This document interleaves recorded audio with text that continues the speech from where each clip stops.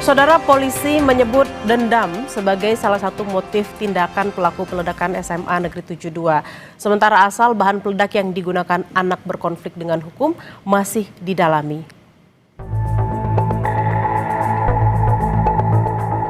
Ledakan di SMA N72 meninggalkan dampak mendalam bagi siswa, guru, serta seluruh pekerja di lingkungan sekolah maupun orang tua siswa. Selain luka fisik yang diderita, trauma pun menjadi PR yang kini harus ditangani dengan seksama. Sedangkan pelaku yang juga merupakan seorang siswa kini masih dirawat intensif. Polisi pun masih menunggu kondisi pelaku membaik untuk meminta keterangan lebih lanjut. Namun dari penyelidikan yang telah dilakukan, pelaku ledakan SMA N72 disebut terpengaruh dari konten kekerasan yang dilihatnya di internet. Anak berkonflik dengan hukum itu juga disebut memiliki dendam yang kemudian mendasari tindakannya itu. Dari awal tahun yang bersangkutan sudah mulai melakukan pencarian ya. Ketika tadi disebutkan Pak Dirkrim merasa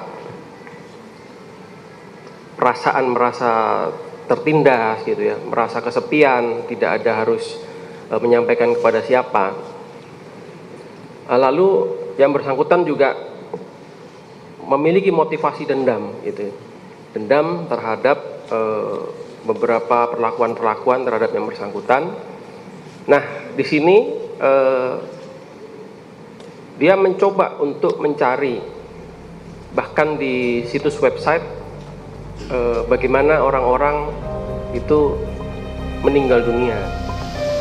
Sementara terkait proses hukum untuk pelaku masih dibicarakan antara KPAI dengan Polda Metro Jaya. KPAI berharap proses hukum dapat mengacu pada Undang-Undang Nomor 11 Tahun 2012 tentang Sistem Peradilan Pidana Anak. Tim Liputan Kompas TV. Saudara, peristiwa yang terjadi di SMA N72 mengingatkan kembali pada sejumlah peristiwa ledakan yang terjadi di Indonesia. Berikut diantaranya.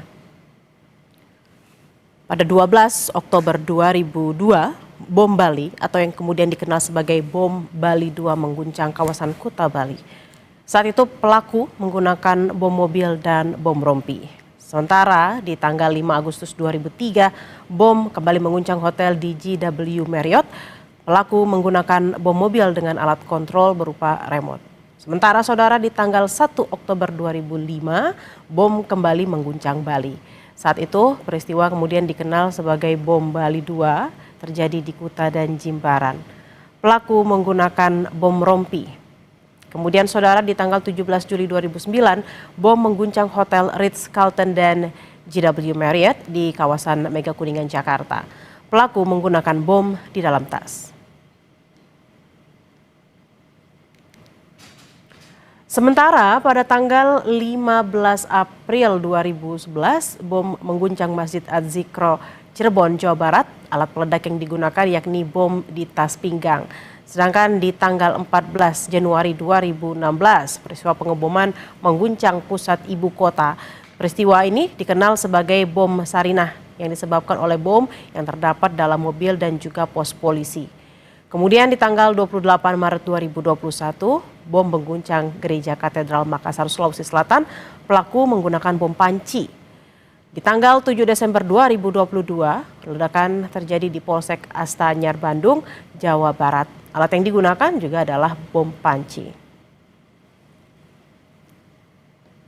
Saudara, aksi anak berkonflik dengan hukum yang terlibat dalam peledakan di SMA Negeri 72 disebut murni karena kriminal umum dan tidak terkait dengan jaringan apapun. Ada beragam dugaan motif yang beredar dan yang terbaru disebut-sebut karena motif dendam.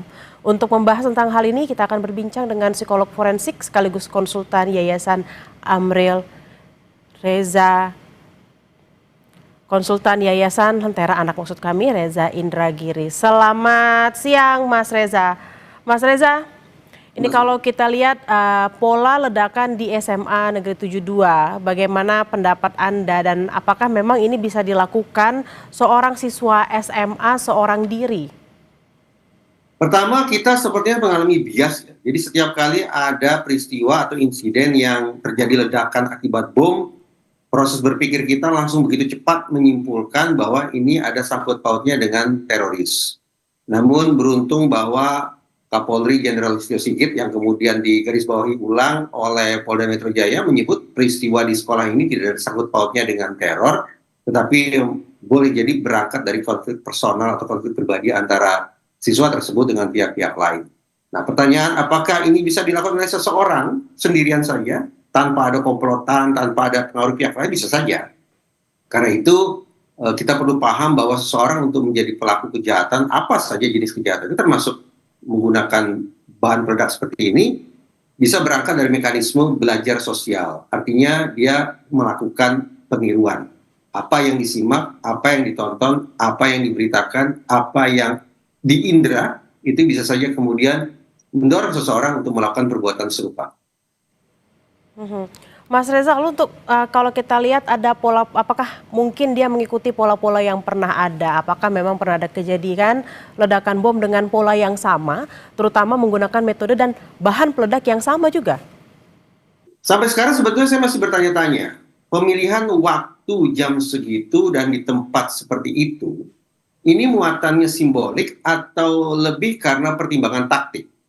Kalau kita berspekulasi ada muatan simbolik, maka yang masuk akal pula kalau kemudian kita beranggapan jangan-jangan ada sistem nilai tertentu, ada keyakinan-keyakinan tertentu yang mewarnai alam berpikir murid tersebut sehingga melakukan kejahatan yang sedemikian terencana. Tapi sebaliknya kalau kita memandang ini lebih karena pertimbangan taktik, maka kita memandang bahwa siswa tersebut menjadikan hari tersebut dan di lokasi semacam itu sebagai tempat dia beraksi, lebih karena berangkat dari pemikiran bahwa dengan sekali gebrak akan sekian banyak korban bisa berserak.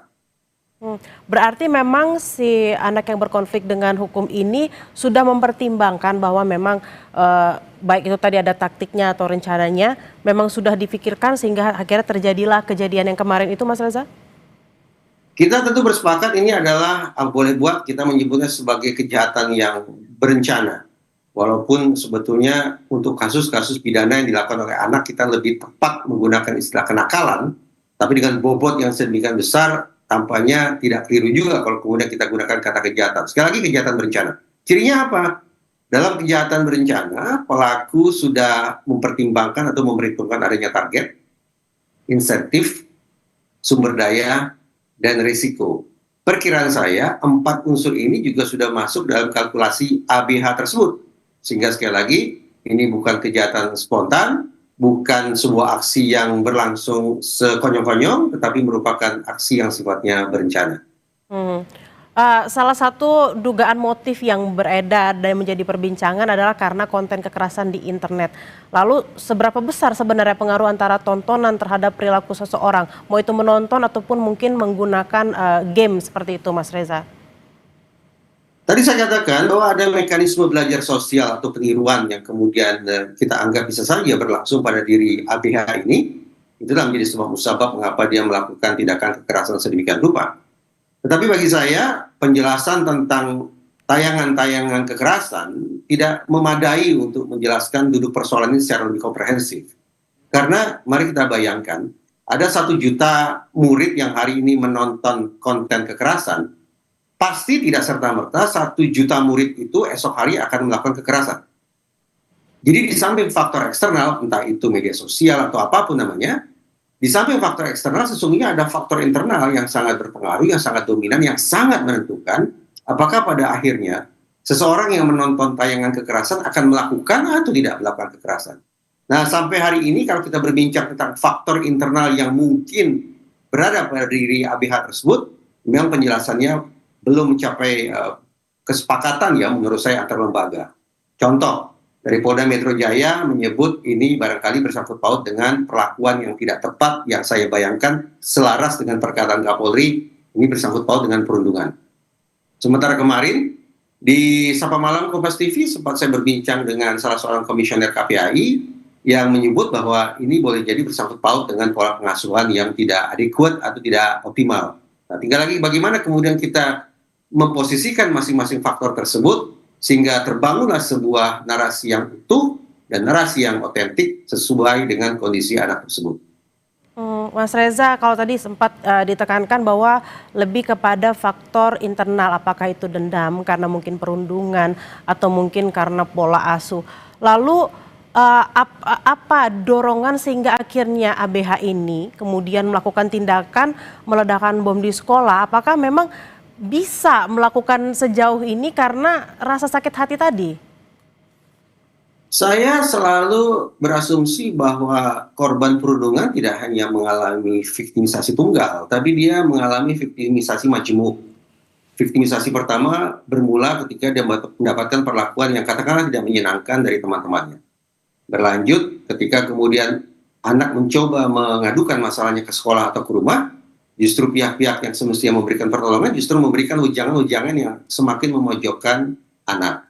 Katakan maafkan saja, tetap mencoba bersabar, terus berteman, waktunya akan mengobati lukamu. Kalimat-kalimat yang terdengar indah itu justru merupakan cerminan viktimisasi kedua yang diterima oleh si anak. Anak kemudian berlanjut mencoba melapor ke polisi karena meyakini bahwa polisi adalah sahabat anak. Namun tanggapan sebagian polisi barangkali justru menolak dengan mengatakan laporan di polisi sudah menumpuk, ini masalah pertemanan biasa, silakan selesaikan masalah Anda sendiri. Tanpa sadar, otoritas penegakan hukum ternyata juga bisa melakukan viktimisasi ketiga. Viktimisasi majemuk membuat anak akhirnya tersadar dan menarik kesimpulan bahwa saya memang hidup sendirian. Saya berhadapan dengan permasalahan ini seorang diri, tidak ada yang bisa memberikan bantuan dan saya pula yang harus menyelesaikannya. Menyelesaikan dengan cara apa? Karena gumpalan kesedihan, kepedihan, ketakutan, dan kemarahan itu sudah sedemikian tebal, maka cara mengompensasikannya, cara menyelesaikannya ada dengan melakukan kekerasan yang bobotnya setara dengan penderitaan yang kadung dialami oleh si anak. Jadi apakah mungkin seorang anak melakukan kekerasan sedemikian dahsyat? Jawabannya ya, bisa saja.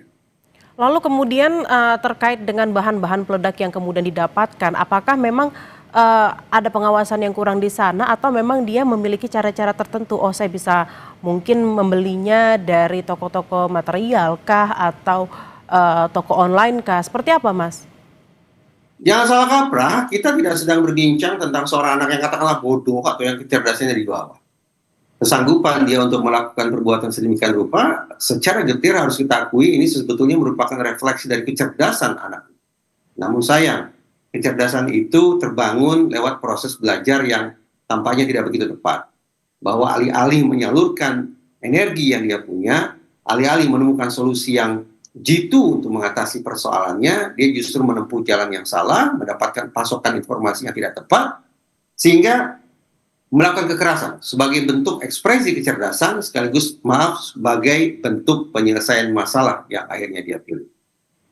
Mas Reza, Dari memang Polda Metro Jaya dikatakan bahwa bahan peledak yang dia gunakan tergolong low explosive. Saya bayangkan material untuk pembuatan low explosive relatif bisa didapat di banyak tempat. Mas Reza, lalu memang kita kan berharap tidak ada yang mengikuti, namun kan remaja ini kan masih berkembang seperti itu ya, dia masih mencari jati diri. Agar tidak terjadi lagi di kemudian hari tidak ada yang mencontoh hal serupa, apa yang harus dilakukan?